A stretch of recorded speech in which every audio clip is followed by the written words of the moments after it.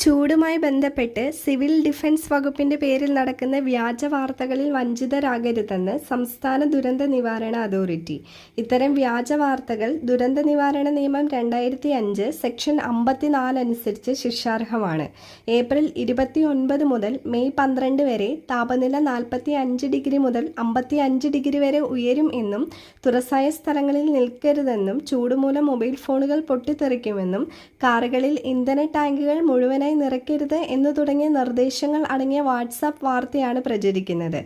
Civil defence വകുപ്പ് എന്ന പേരിലാണ് സന്ദേശം പ്രചരിക്കുന്നത്. കേരളത്തിൽ സിവിൽ ഡിഫൻസ് എന്ന വകുപ്പില്ല.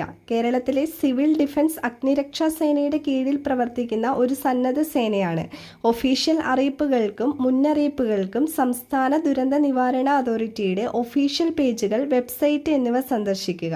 കേരളത്തിൽ താപനില 54 ഡിഗ്രി ആകുമെന്നുള്ള പ്രവചനം കേന്ദ്ര കാലാവസ്ഥാ വകുപ്പും പുറത്തിറക്കിയിട്ടില്ലെന്നും ദുരന്ത നിവാരണ അതോറിറ്റിയുടെ വാർത്താക്കുറിപ്പിൽ പറയുന്നു.